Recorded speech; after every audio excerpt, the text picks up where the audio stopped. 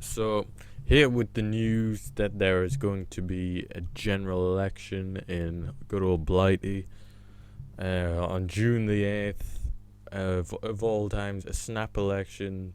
Theresa May, the Prime Minister, just announced this morning, so, I mean, much earlier. But it's going to be all everyone's talking about for the next month and a bit, basically, 2 months nearly. It's less than 2 months, so I mean, she's strategically timed it now, so it's more difficult for the other parties to really organize themselves in this, and people seem to be support the idea of a general election loosely, even though to me it does seem very.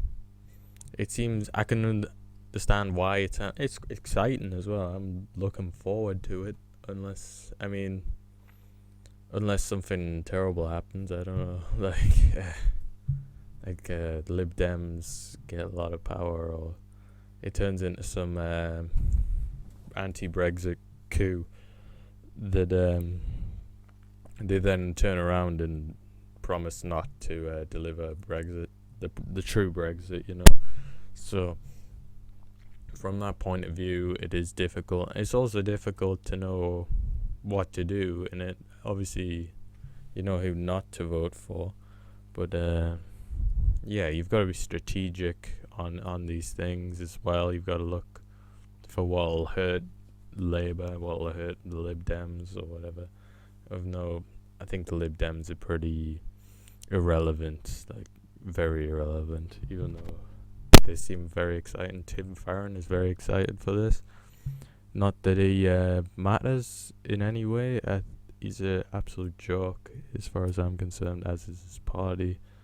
The way they're still trying to, they're going to try and use this election as a coup to stop Brexit. They say not to stop Brexit, to keep us in the single market. But when you start getting that way, want to stay in the single market, you might as well just go full hog and stay in the whole bloody European Union at that point, So it's certainly difficult from this point of view.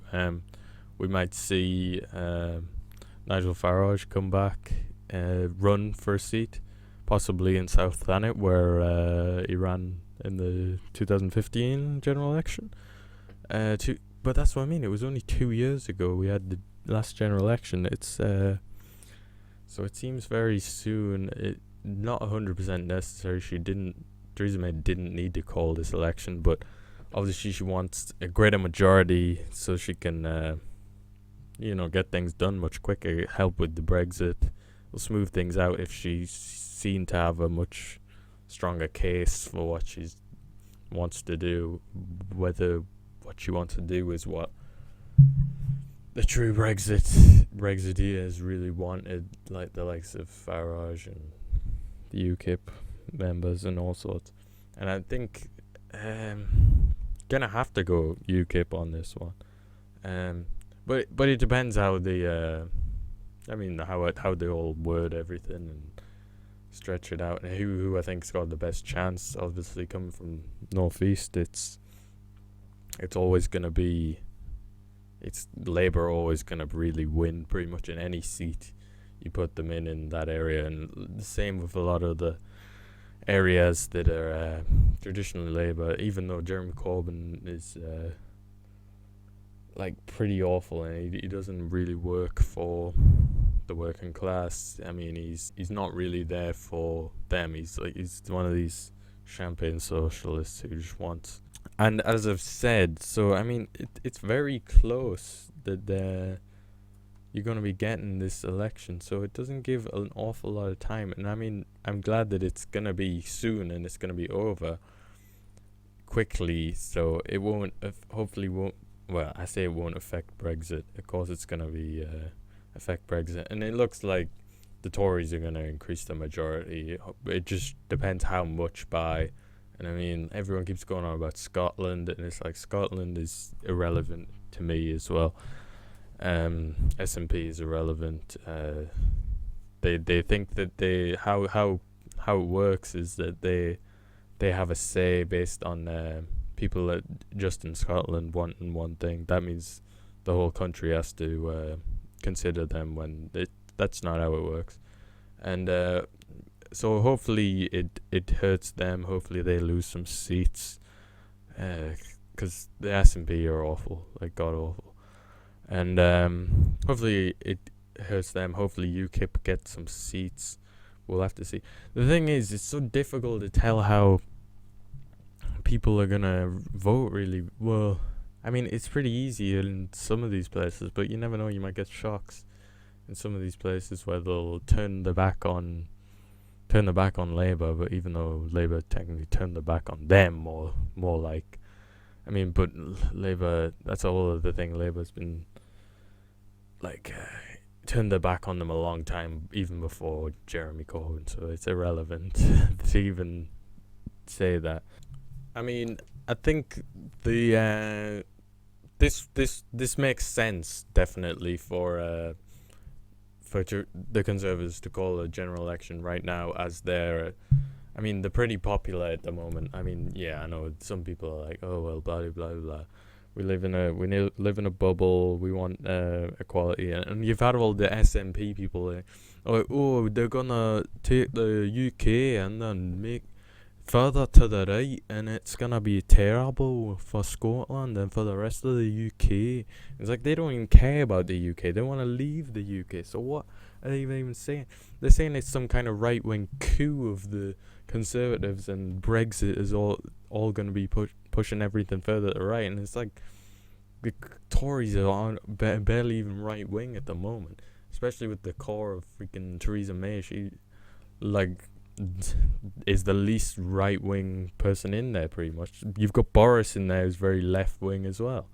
So, I mean, you've got all these people who don't want to do anything about a lot of the major right-wing issues about immigration and about Brexit and foreign policy, and they all want to, I don't know, get involved in freaking Middle Eastern wars, or at least freaking the way Boris is carrying on. He pretty much just, that's the only thing I can somewhat agree on with some of the Labour Party. I mean, some of the Labour Party wants to get involved in freaking wars in the Middle East, and that's the Blairite people. But at least I can agree with Corbyn in not wanting to get involved in Syria and so forth and so on. But I mean, that's one good thing out of a whole list of other terrible things of him and Diane Abbott and all his cronies of social justice.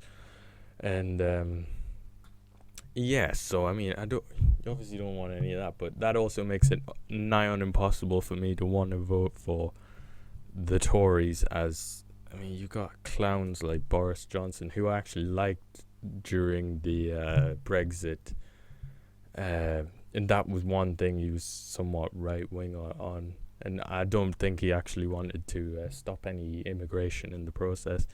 He wants all the immigration and people from all these other countries or whatever, but he also doesn't want to be in the EU, which is, I mean, that's one good thing, but he also wants to be the whipping boy, the little puppet of America and Israel. So, I mean, yeah, I mean, it's so difficult because they're all, some of them seem to be on point about some things, and then they're just completely off on another thing about Syria, which is a big thing to me. Well, it's not just Syria, because it's like, if it's Syria now, what's it gonna be 5 years time? It's gonna be another country, and it'll be a similar situation. So, you know what I mean? Don't want them, and also all the anti-Russia stuff I just can't buy into, and so yeah, it's just, and people saying they're gonna, this is basically a second EU referendum, freaking Brexit referendum, which some of them might turn it into that. Props somewhat to Corbyn for not mentioning it, but that's because he doesn't want to alienate large swathes of Labour supporters in Labour areas that all voted to leave, like, massively. Like, look at the North East, and look at a lot of these Labour heartlands that, like, they voted like 60 70% have voted leave, or I mean, a good majority of them did. Yeah, I mean, it's crazy. So that also maybe gives you some hope for somewhat more of a right wing vote in these areas, because Corbyn doesn't really go along with that. Oh yeah, we want to stop immigration. Oh, should we vote for Jeremy Cookman? Yes, of course. Or UKIP. But I mean, UKIP has lost its appeal without Farage. I mean, he was the party as far as I'm concerned, and hopefully he does run, because that will give them the best chance possible. And I mean, you can't really take the Lib Dems seriously, but I mean, you can barely take Labour seriously based on the way they are at the moment. So, and I think at the end of the day, it's gonna be a good victory for the Conservatives. It just depends how well they do, and whether they can snatch some of the Labour seats. I mean, it's difficult, because a lot of these, definitely in these marginal seats where Labour just have them in the south, or some of these other places, they might be able to sway them over. But certainly in the northeast, it's going to be difficult for the Conservatives. They're probably not going to be targeting any of them, because they know how not how stupid the people are in the northeast. But I certainly wouldn't say they're smart if they vote for Brexit and then vote for Labour, which is quite a big contradiction. And Labour kind of need to lose just to sort themselves out to some extent. Not that I want the Labour Party to be strong either, but no, it's a difficult one. Do you want them to do just well enough so they keep Corbyn in, or do you want them to have a complete disaster? I mean, yeah, it's a difficult one. But then also, if they fail miserably, then what do they do anyway? It's almost impossible for them to do any good anyway. If they were bringing David Miliband, I don't think he would have much better luck anyway. They haven't got really any good talented people in the Labour Party who would really form much of a... So it's going to be the Tories, basically, and then hopefully we can have some kind of... The UKIP can sort of come back somehow. I mean, yeah, technically don't even have a seat at the moment because of Douglas Carswell, but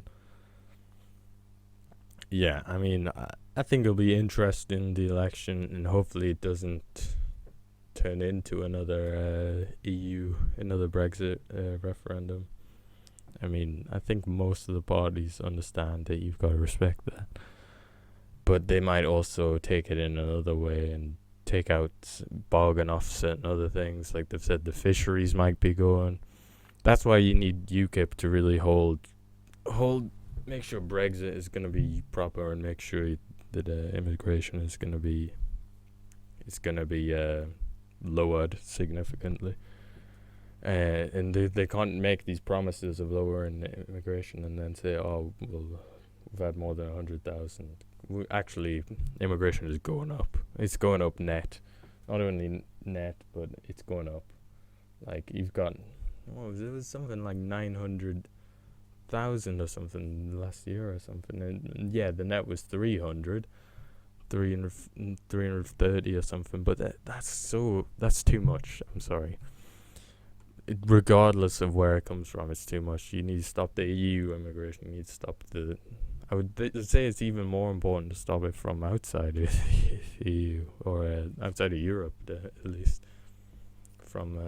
Unless it's from Australia or something. I don't know.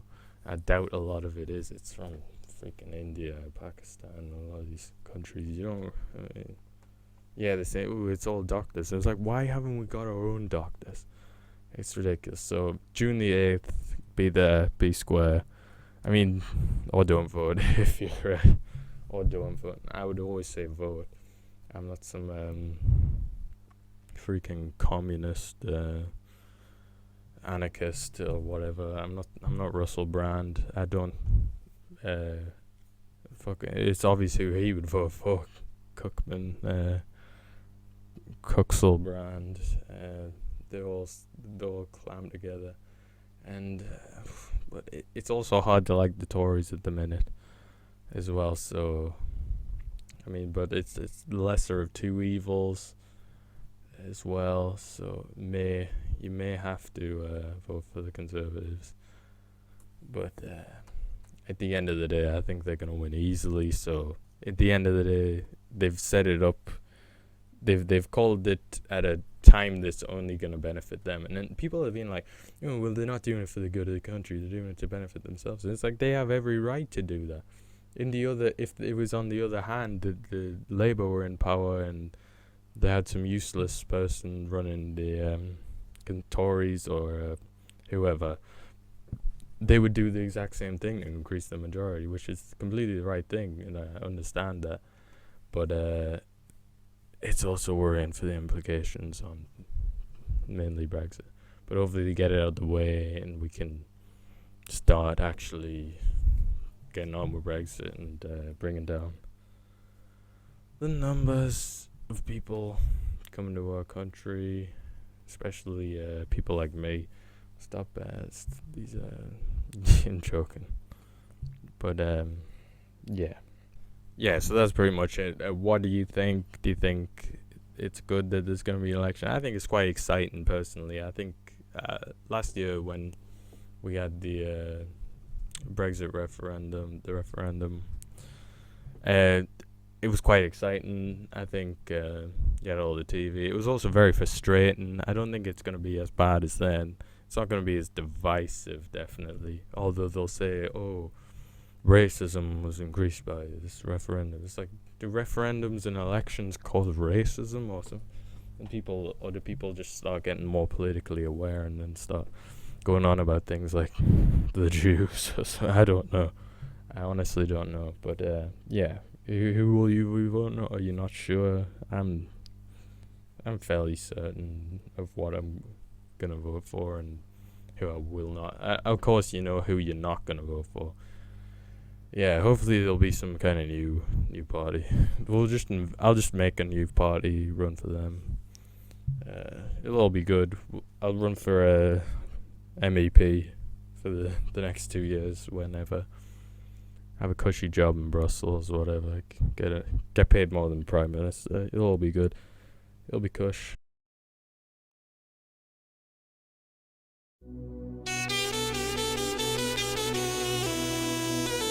إيه لك الله